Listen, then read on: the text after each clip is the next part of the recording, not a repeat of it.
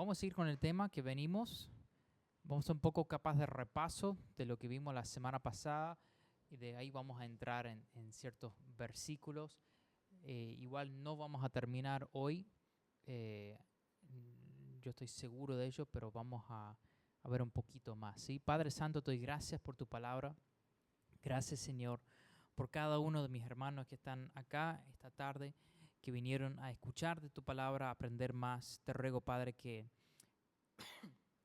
me llenes tu Espíritu Santo, me des sabiduría, me ayudes a poder compartir con claridad lo que sea que necesario para compartir hoy.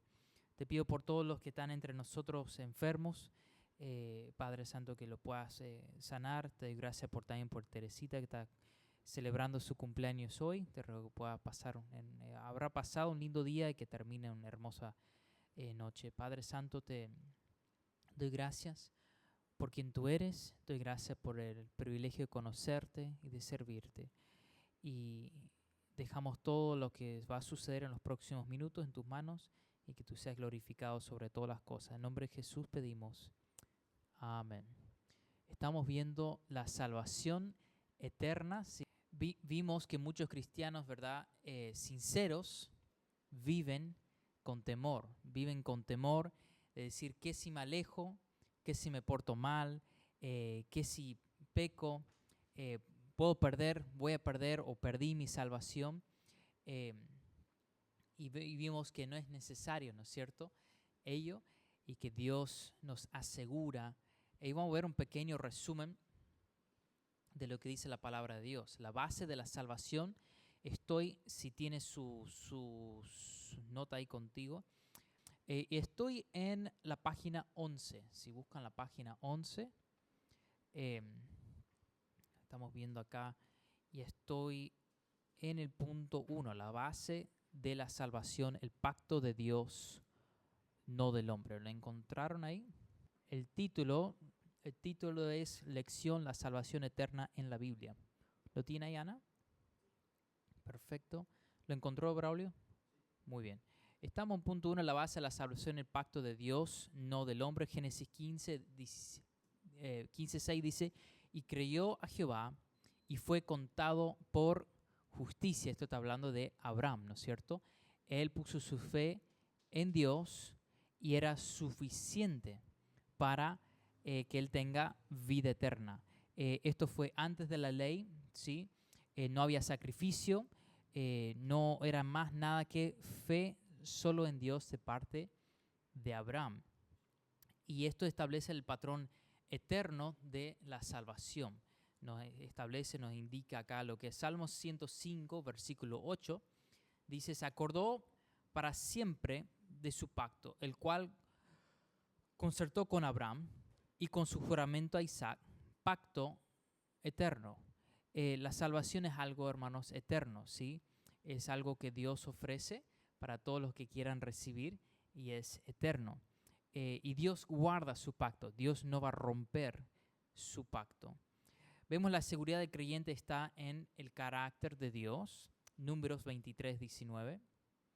Dios no es hombre para que mienta, ni hijo de hombre para que se arrepienta.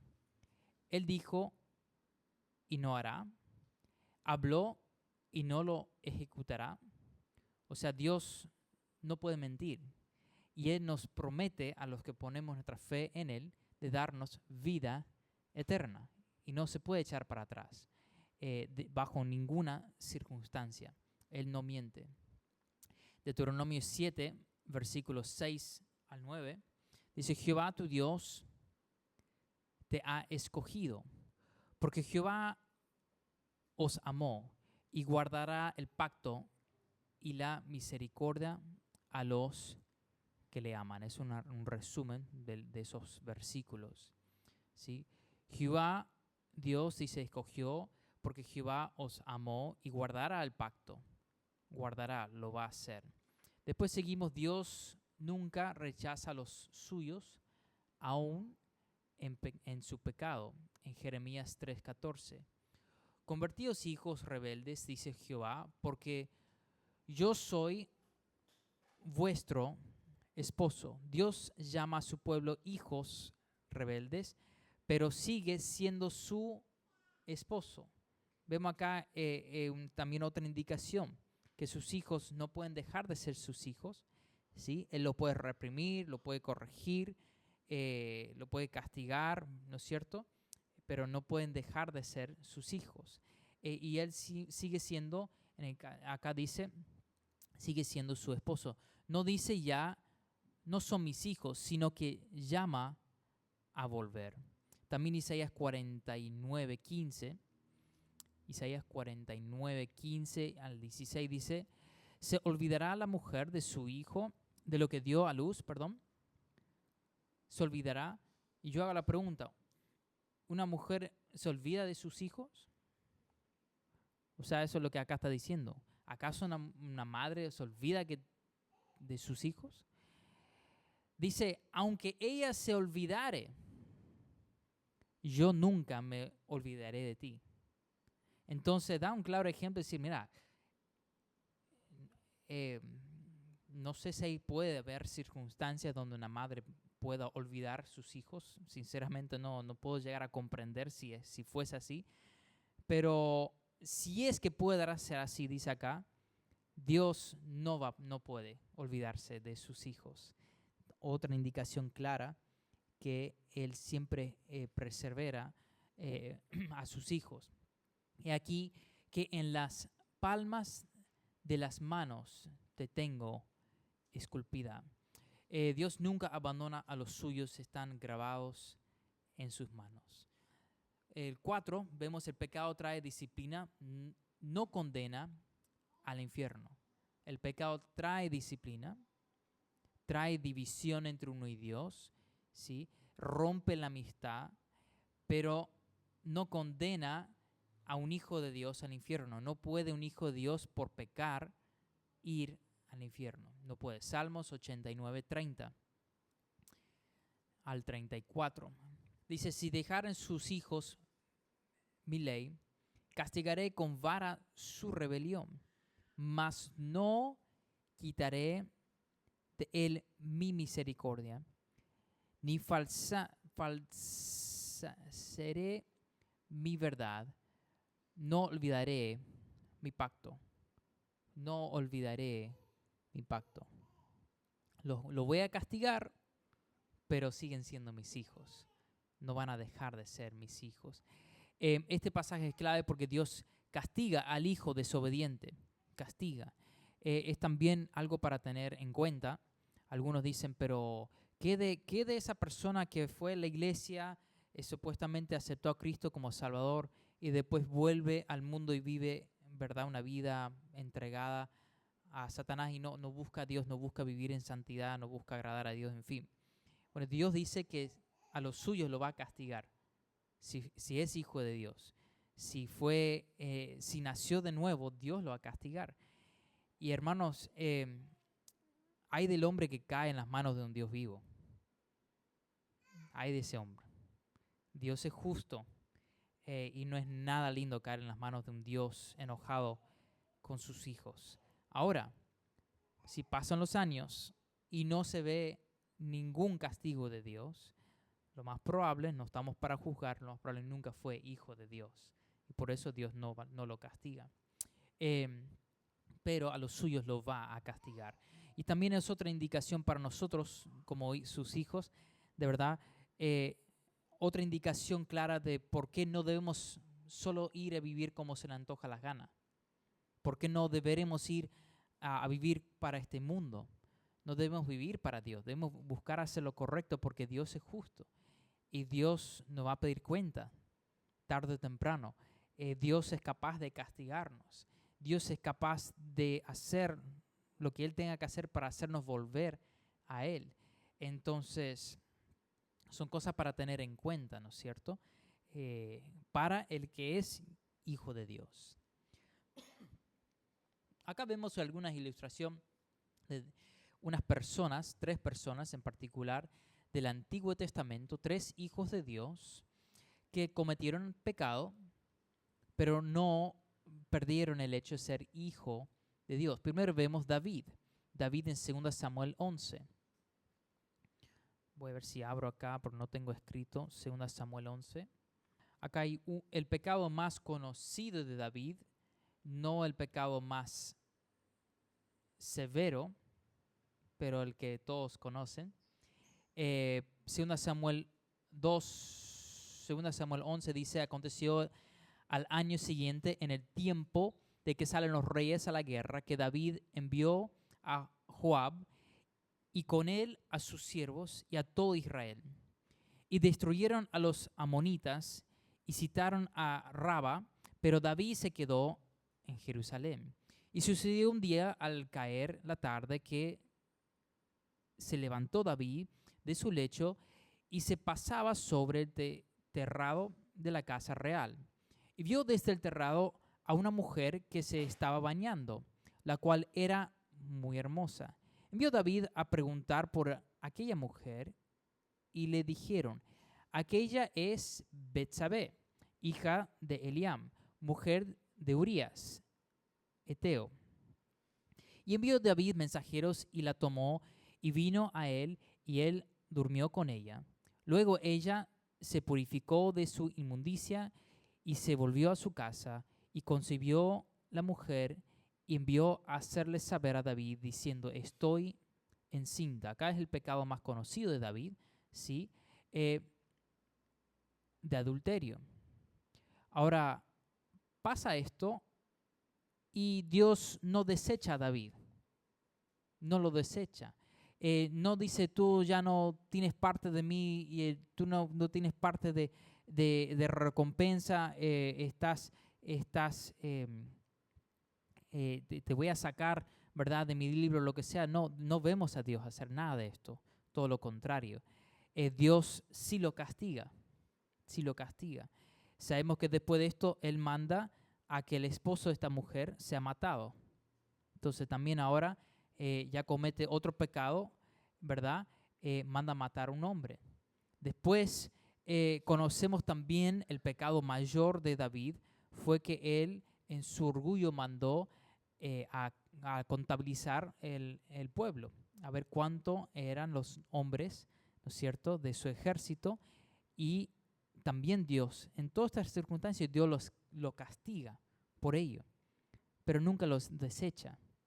Y aún a pesar de todo esto, vemos que David es una persona amada por Dios, una persona querida por Dios, una persona que Dios usó en gran manera, y es conocido como posiblemente el mejor rey de todo Israel. Entonces, no da indicaciones que un hijo de Dios puede pecar, va a pecar, va a equivocarse. Y dentro de ello, Dios en su justicia lo va a castigar. Pero Dios no lo desecha, nunca. Es, creo que un ejemplo muy, muy claro de ello. Vemos a Lot. Lot vivió en medio de sodomitas. Ofreció a sus hijas a los hombres de esa ciudad, pero fue llamado justo. Fue llamado justo en 2 Pedro 2:7. No porque vivía bien, sino porque era justificado por fe. Justificado por fe. Lot empezó su vida bien. Empezó con Abraham. Empezó queriendo estar cerca podríamos decir, el escogido de Dios o el hombre de Dios o cerca de Dios, ¿sí? Y arrancó su vida bien. Al pasar los años nos damos cuenta, ¿verdad?, que surgen problemas y él decide ir otro camino, hacer otras cosas. Y en eso cada vez más se aleja de Dios, se aleja, hasta el punto de vivir en una de las ciudades que Dios destruyó, porque había tanto pecado en ese lugar. Vivir entre sodomitas, vivir en un lugar, pero vamos a decir muy pagano, donde Dios no era reconocido, no era parte de lo que sucedía así. Y él llegó a vivir hasta en ese lugar, a ser parte de todo ello. y dentro de esto también es llegar al punto tan bajo de tomar a sus hijas y entregárselos a los hombres de la ciudad para que hagan lo que quieran con ellos. Cayó muy bajo, muy, pero muy bajo. Yo creo que hablando de alguien que vuelve al mundo, que vuelve a las cosas, alguien, vamos a suponer alguien que está en la iglesia y que sale después y hace cualquier destrozo en su vida, el ejemplo claro es Lot. Y yo creo que capaz no hay persona que más bajo cayó. Pero aún así Dios dice que fue llamado justo. Él era salvo, si podemos decir en los términos que usamos hoy en día. Él era hijo de Dios. Pecó, sí. Sufrió las consecuencias, sí. ¿Qué perdió? Perdió su esposa, perdió sus hijas, ¿verdad? Perdió su dignidad, perdió sus posiciones, perdió su hogar. No sé, al final de él fue muy malo, muy malo. El castigo de Dios sobre él, pero sigue siendo hijo de Dios. Entonces, otro ejemplo claro para nosotros. También tenemos al pueblo de Israel. El pueblo de Israel es otro ejemplo de lo mismo. Acá tenés no una persona, sino a un país, si se puede decir, a una nación entera. Una nación que pecó una y otra vez. Cuando lees el Antiguo Testamento, de la historia de Israel, vas a ver el pueblo escogido de Dios que busca agradar a Dios, Dios lo bendice, después buscan alejarse de Dios y adoran a otros dioses falsos, se alejan de Dios, van a hacer cualquier barbaridad hasta el punto de ofrecer sus hijos, ¿verdad? A ser torturado, quemado por otras estatuas, en fin. Dios los castiga, vuelven a Dios, Dios los bendice y a los años vuelven a alejarse. Y es un ciclo que vas a ver repetir vuelta tras vuelta tras vuelta. Pero Dios dice que su pacto con Israel es eterno. Nunca lo desechó, nunca le dijo, bueno, ya está, no quiero hacer más nada con ustedes. Dios siempre era fiel, siempre es fiel mientras se humillaban. Mientras se humillaban, ¿verdad? Dentro del castigo de Dios y volvían a Él. También es algo es un indicio importante para nosotros entender esto. Como hijo de Dios, cuando nos alejamos de Dios, sea algo tan sencillo como enfriarse espiritualmente, o sea algo como vivir una vida abiertamente en rebelión contra Dios, cualquiera de las dos, sea algo como, vamos a suponer una manera humana de decirlo, muy leve o muy severo, de todas formas, cuando viene el castigo de Dios, si nosotros nos humillamos, Dios nos recibe de vuelta, nos restaura y podemos volver a tener comunión con Él. No importa lo que hemos hecho, ¿sí? Y eso es buena noticia para nosotros. Lo vemos con Israel y lo vemos que Dios lo hace vez tras vez tras vez. Dios sabe que vamos a fallar. Dios sabe que nos vamos a equivocar, sabe que vamos a pecar, sabe que en cosas tanto pequeñas como severas vamos a mandar nuestras macanas, y Él siempre está ahí cuando nos humillamos, ¿verdad? Para volver a recibirnos y empezar a trabajar de vuelta en nuestras vidas. Siempre y cuando hay humillación de nuestra parte, ¿sí? Humillación puede venir antes del castigo o puede venir durante o después, en cualquier momento. En el caso mío, de mi vida, yo me enfrié espiritualmente en mi juventud, o vamos a decir, en mis años entre 20 y 25 más o menos, esa edad. Me enfrié y llegué al punto donde yo ya presentía como si Dios me decía, yo te voy a volver a hacer volver a la fuerza a mis caminos. Te voy a traer algo a tu vida, te voy a castigar. Porque mi voluntad estaba yendo cada vez más y más lejos de ellos. De a poquito, empezó con solo enfriarme, no leer la Biblia. Después no orar, o sea, orar por lo más mínimo. orar por costumbre, por bendecir los alimentos, pero más nada, ¿viste? No por tener comunión con Dios. Después seguía yendo a la iglesia, pero llega hasta el punto de no tener ni siquiera interés en ir a la iglesia. A veces empecé a faltar a ir a la iglesia, no iba constantemente. Y mi vida era para mí. Y en el caso mío, yo presentía que Dios me dice, te voy a castigar, ¿verdad? Y me arrepentí y volví a Él antes que llegó el castigo. En muchos casos puede ser así o como puede ser durante o después del castigo, pero de todos modos, siempre cuando nos humillamos, Dios nos recibe de vuelta. Siguiendo acá, punto 6, la revelación clara del Nuevo Testamento, Juan 10:28. Juan 10:28.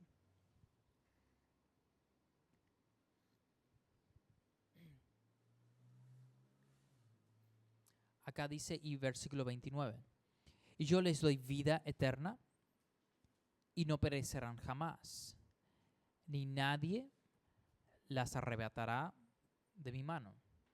Dice Dios que Él da vida eterna, que no vamos a perecer, o sea que no vamos a ir a condenación, al infierno. Sabemos que nuestro cuerpo físico va a morir, obviamente. No está hablando acá de nuestro cuerpo físico. Y dice Dios que nadie nos puede arrebatar de su mano. Estamos seguros. Hace rato también vimos otro versículo de estar puesto en las manos de Dios.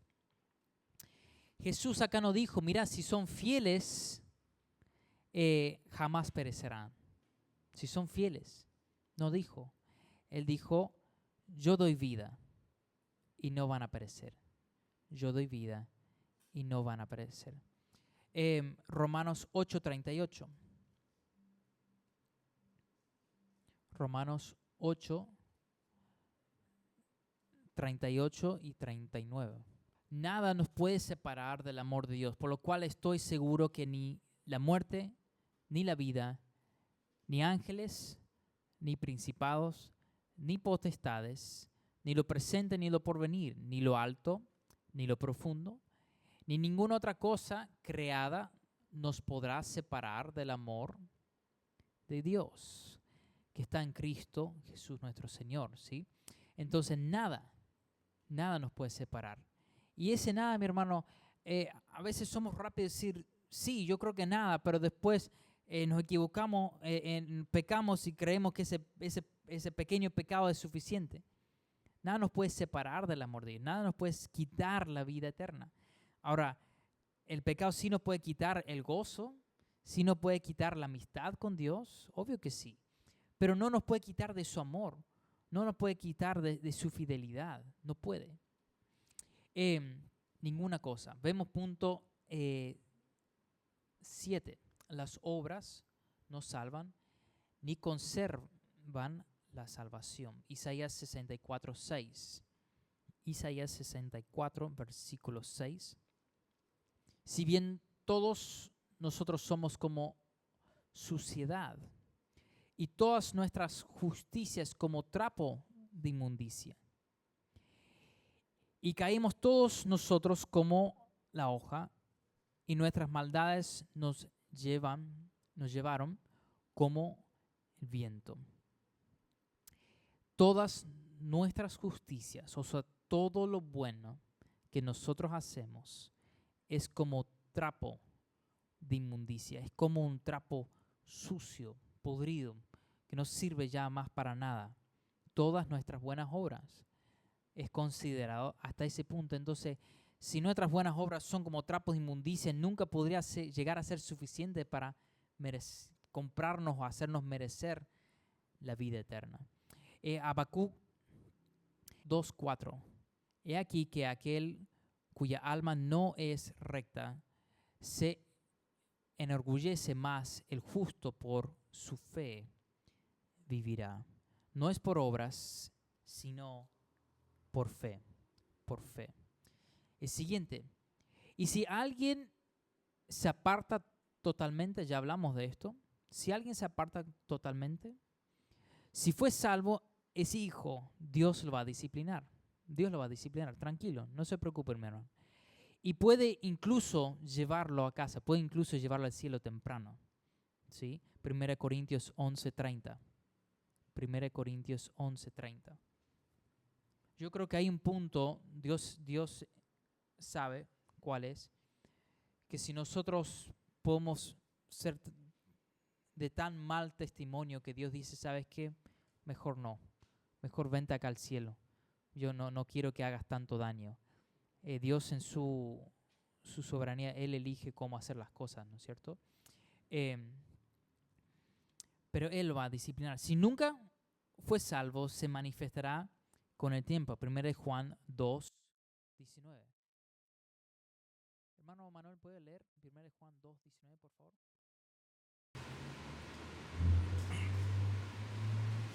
Salieron de nosotros, pero no eran de nosotros, porque si hubiesen sido nosotros, habrían permanecido con nosotros, pero salieron para que se manifestasen que no todos son de nosotros.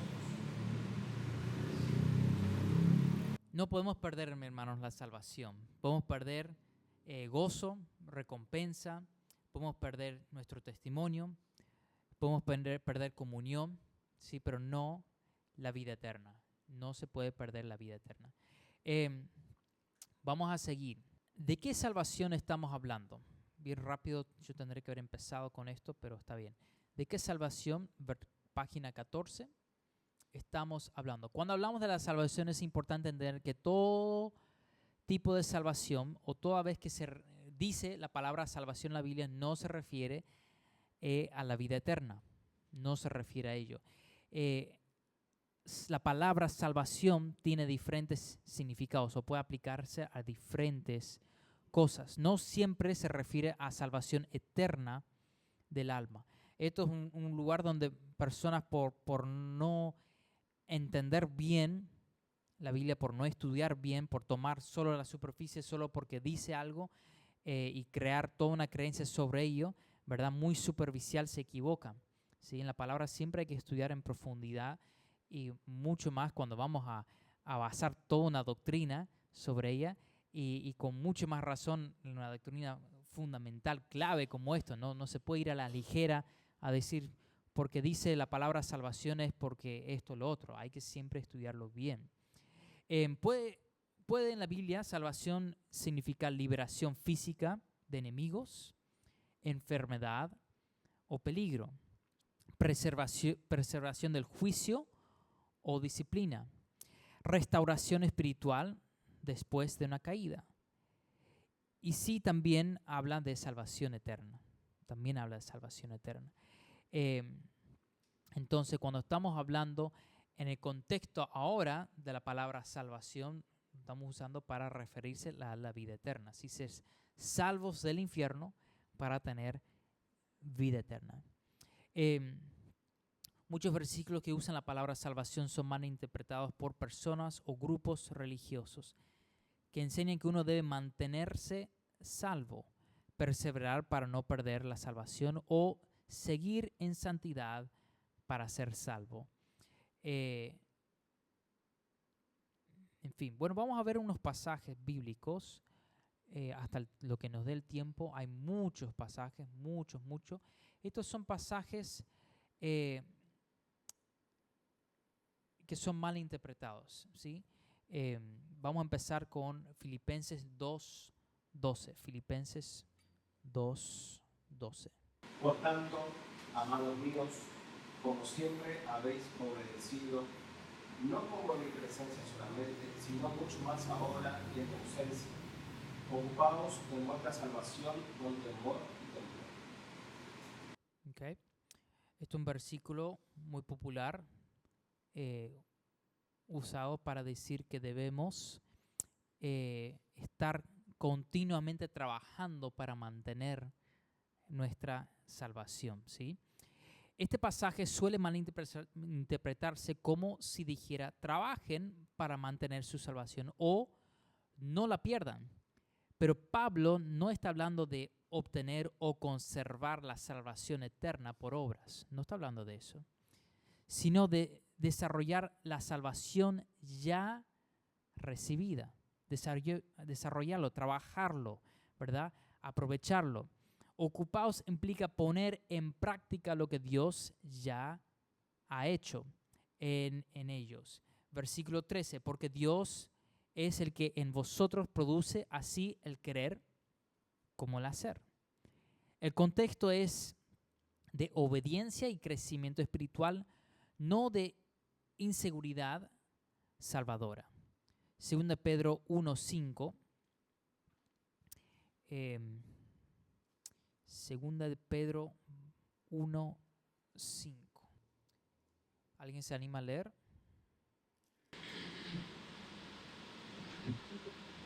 Vosotros también poniendo toda la diligencia, por esto mismo, añadir a vuestra fe virtud, a la virtud, conocimiento, al conocimiento, dominio propio, al dominio propio, paciencia, a la paciencia, piedad, y a la piedad, afecto fraternal, y al afecto fraternal, amor. Porque si estas cosas están en vosotros y abundan, no nos dejarán estar ociosos y sin fruto en cuanto al conocimiento de nuestro Señor Jesucristo. Pero el que no tiene estas cosas tiene la vista muy corta, y ciego habiendo olvidado la purificación de sus antiguos pecados. ¿Sí, no? Sí, no. Por lo cual, hermanos, tanto más procurar hacer firme vuestra vocación y intención, porque haciendo estas cosas no caeréis jamás, porque de esta manera os será otorgada amplia y generosa entrada en el reino eterno de nuestro Señor y Salvador Jesucristo. Por esto yo no dejaré de recordaros siempre estas cosas, aunque vosotros las sepáis y estéis confirmados en la verdad presente, pues tengo por justo tanto en que estoy en tu cuerpo en despertaros con la meditación, sabiendo que en breve debo abandonar el cuerpo como a Dios me ha declarado. Ahí está bien. O sea, acá también siguiendo la misma idea, está diciendo lo mismo en otro pasaje, está diciendo, mira, Dios le dio vida eterna, ahora tiene que ver fruto, tienen que crecer espiritualmente. Ya fueron adoptados en una familia, ahora tienen que conocer cómo vive esa familia, tienen que mostrar que son parte de esa familia, tienen que desarrollar todo lo que tiene que ver dentro de ellos. Dice, vosotros también poniendo toda diligencia por esto mismo, añade a vuestra fe virtud. Y obviamente todo esto va en orden, porque siempre Dios hace las cosas en orden. Pero uno tuvo fe, ¿sí? Recibió la vida eterna por fe. Después hay que agregarle virtud, después conocimiento, después dominio propio, después paciencia, piedad y en fin, ¿sí? Entonces Dios está diciendo, mira, no debes quedarte con solo poner tu fe en mí. No es suficiente. Debes seguir, debe haber un progreso en tu vida, debe haber crecimiento espiritual, tiene que verlo. Es lo que dice este pasaje, Filipenses 2:12. Debemos trabajar en ello, ocuparnos. Somos hijos de Dios, ahora actuemos como hijos, aprendamos a actuar como hijos de Dios. No es que trabajo para mantener, no. Yo trabajo por agradecimiento, trabajo para querer recibir recompensa eterna. Sí, trabajo por amor a mi Dios que me amó tanto. Acá también vimos más adelante que habló del pecado anterior de la cual Dios nos rescató, ¿no es cierto? Entonces, Filipenses 2:12 está hablando de ello. ¿Me están siguiendo? Vamos a abrir un poco más, Filipenses 2:12 y 13. El contexto y significado. La palabra ocupaos. Primero, la palabra ocupaos. No significa ganarse o conservar la salvación. La palabra griega usada aquí significa trabajar hasta llevar algo a su pleno resultado. Ahora les pregunto, ¿Dios quiere hacer algo en tu vida o no? ¿Dios quiere cambiar tu vida o no? Mira, hermanos, Dios tiene un plan para tu vida. Él quiere perfeccionarte, si se puede decir. Él quiere limpiarte, quiere sacarlo de este mundo, quiere convertirte en algo útil para Él. Y eso se trabaja en el transcurso de toda la vida, ¿sí? Se trabaja en toda la vida, no es de un momento y ya está. Esto se sigue trabajando, ¿sí? No dice que trabajen para obtener la salvación, ¿no? Sino que desarrollen lo que ya tienen. 2. El versículo 13 aclara el sentido. Pablo dice, porque Dios es el que en vosotros produce. Dios produce el fruto. El fruto del creyente viene a través de estar rendidos al Espíritu Santo. Y uno cuando está lleno del Espíritu Santo de Dios, Dios produce el fruto en nosotros. No es algo de nuestra fuerza, no podemos en nuestra fuerza. No proviene de nosotros. Es decir, el poder para vivir la vida cristiana viene de Dios, no de nosotros, viene de Dios. 3. La carta fue escrita a creyentes salvos. Esta carta en Filipenses fue escrita a creyentes, ¿sí? No al perdido. Pablo no está hablando a inconversos, sino a una iglesia que ya había creído en el Evangelio. Vemos acá Filipenses 1:1 y 1:6. Filipenses 1:1 y 1:6. 1:1 dice Pablo y Timoteo, siervos de Jesucristo, a todos los santos en Cristo Jesús que están en Filipos. Todos los santos se refiere a todos los hijos de Dios, ¿sí? Esta carta es escrita para los hijos de Dios, no para el inconverso. Y número 4, el temor y temblor. El temor y temblor. No es miedo de perder la salvación, ¿sí? Sino una actitud de reverencia y responsabilidad y dependencia de Dios para vivir de forma digna del Evangelio. Hay que entender que esto se hace solo a través de estar rendidos a Dios. Es imposible hacer nuestra fuerza. Y eso nos hace, en cierta forma, achicarnos nosotros mismos y decir, me humillo ante Él y me sujeto a Él y que Él haga la obra, que Él produzca este fruto, que Él haga que mi vida llegue a su versión completa, a la que Él quiere, ¿sí? No se puede hacer en orgullo, no se puede hacer en mi fuerza, es imposible. De esto está hablando acá. No está hablando de tener miedo, de trabajar por miedo de perder, todo lo contrario. ¿Quiénes lo malinterpretan y cómo lo usan? Muchos grupos que enseñan la salvación por obras o por perseveración citan Filipenses 2:12 fuera de contexto, como por ejemplo algunas ramas de los pentecostales y carismáticos extremos enseñan que uno puede perder la salvación si no se esfuerza lo suficiente o si no vive en santidad total, ¿sí? También iglesias legalistas usan este versículo para decir que cada creyente tiene que mantener su salvación obedeciendo fielmente, porque si no, Dios le quitará, Dios le va a quitar. El 3, también grupos católicos tradicionalistas, algunos lo interpretan como apoyo para la doctrina que la salvación requiere fe más obras y debe ser trabajada continuamente para no perderla, Pero bíblicamente vemos que la salvación es un regalo, no algo que se trabaja para conseguir o mantener. En Efesios 2:8 y también Romanos 6:23.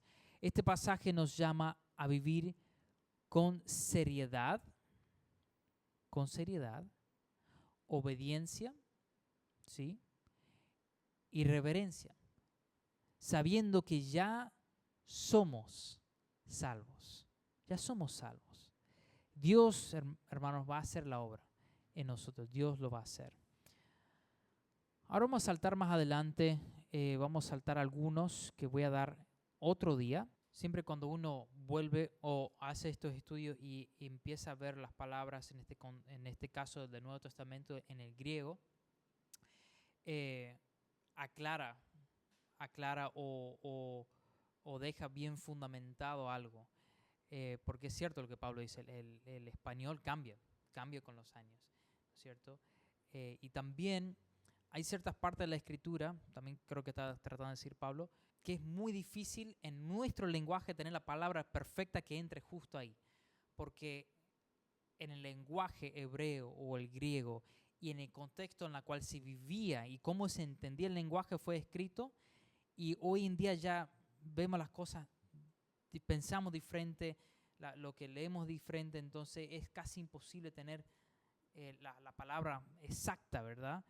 Entonces, siempre cuando uno hace uno de estos estudios profundos, debe volver a ver bien, analizar con cuidado, ¿no es cierto? Estas cosas, no tomarlo a la ligera.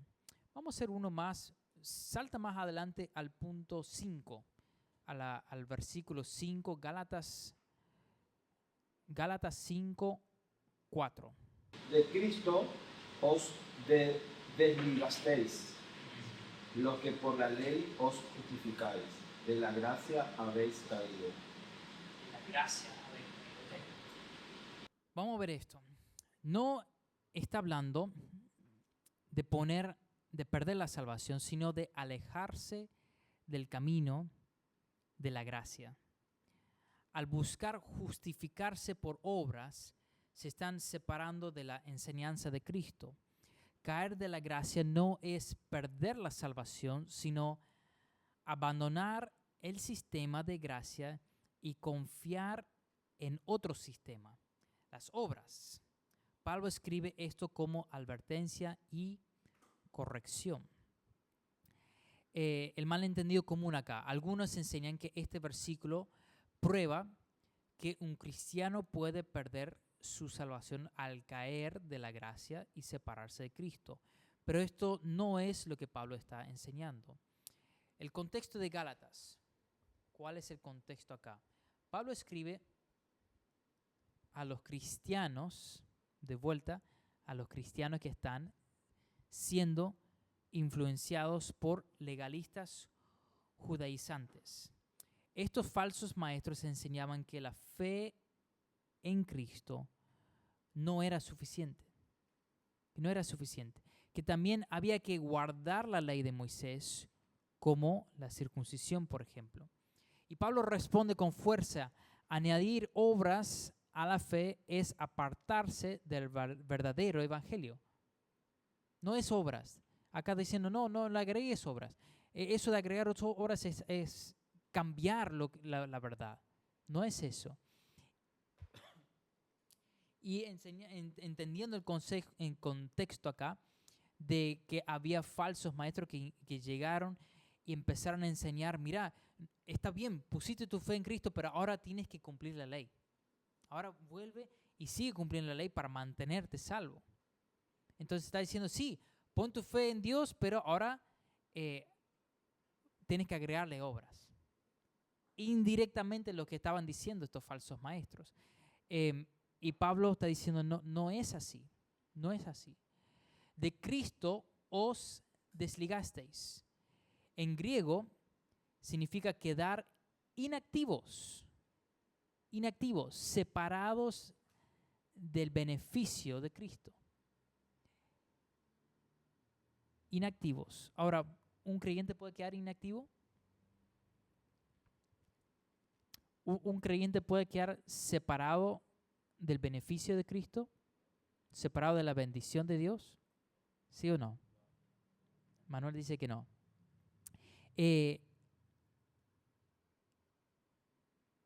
Quedar inactivos, separados del beneficio de Cristo, privados de eficacia. No dice que perdieron su relación como hijos de Dios, sino que al intentar justificarse por la ley, Cristo ya no les sirve de nada en cuanto a salvación. El intentar justificarse, ¿sí? Están actuando como si Cristo no fuera suficiente y por eso se desconectan de los beneficios de su obra, ¿sí? Un ejemplo práctico. Es como si alguien dice que acepta un regalo, pero luego intenta pagarlo, ¿sí? Yo ayer traté de hacer algo un poco especial para un hermano, Si ese hermano después viene a querer tratar de pagármelo, no está recibiendo el regalo tal como es. Y esto está hablando. Nosotros recibimos la vida eterna como un regalo gratuito. No hay que volver a tratar de pagarlo después de alguna forma con algunas obras. No se trata de eso, no. Ya lo recibimos, ya lo obtenemos, ya es nuestro, ¿no es cierto? Y el regalo, si nosotros después actuamos como tengo que trabajar para pagarlo, estamos diciendo no es un regalo. Nuestra actitud, por lo menos, nuestras acciones están diciendo eso. Acá los que por la ley justificáis la gracia de la gracia habéis caído. Justificarse por la ley, buscar salvación por méritos humanos. Buscar salvación por méritos humanos, significa acá. Caer de la gracia no significa perder la salvación, sino salirse del camino de la gracia para seguir el camino de las obras. La gracia y la ley no se mezclan. No se mezclan, hermano. Son dos cosas diferentes. Son dos cosas diferentes. Romanos 11:6. Si dependéis de uno, rechazas el otro. Yo tengo un familiar muy cercano ahora mismo que está haciendo justamente esto. Ha puesto su fe en Cristo como Salvador, ha recibido la vida eterna, pero ahora está volviendo atrás y está cambiando su forma de pensar, tal como este pasaje, y ha creído a falsos maestros y cree hoy día que tiene que sí o sí seguir la ley. Sí o sí. Y se está poniendo sujeto a la ley. Se sujeta a la ley. Y vuelve y estudia toda la ley y lo está tratando de vivir al pie de la letra. Y acá nos está diciendo, mira, o es gracia o es ley. Es uno o el otro. O son salvos por la ley o son salvos por gracia. Dios nos enseña claramente que la salvación viene por gracia, no por la ley. No es por hacer buenas obras, ¿sí? Y no se deben mezclar. ¿Cuáles son algunas verdades importantes de acuerdo a este pasaje? Caer de la gracia es volver al legalismo, no perder la salvación. Volver al legalismo, ¿sí? No podemos perder la salvación por caer de la gracia. Un creyente puede desviarse doctrinalmente, lo puede hacer, pero aún ser salvo. Eso lo vemos en 1 Corintios 3:15. Vamos a ver 1 Corintios 3:15. Si permaneciera en la obra de alguno que sobre edificó, recibirá recompensa. Si la obra de alguno se quemare, él sufrirá pérdida, si bien él mismo será salvo, aunque así como por fuego. Acá nos dice que nosotros podemos hacer buenas obras para recibir recompensa. Y si lo hacemos bien, vamos a recibir la recompensa. Va a ser probado, nuestras obras serán probadas por fuego, ¿sí? Pero también nos da a entender que podemos hacer obras que no son buenas o podemos apartarnos, ¿verdad?, de la verdad. Y Dios lo probará y lo encontrará inútil. Y no habrá recompensa. Pero no perdemos la salvación a través de ello.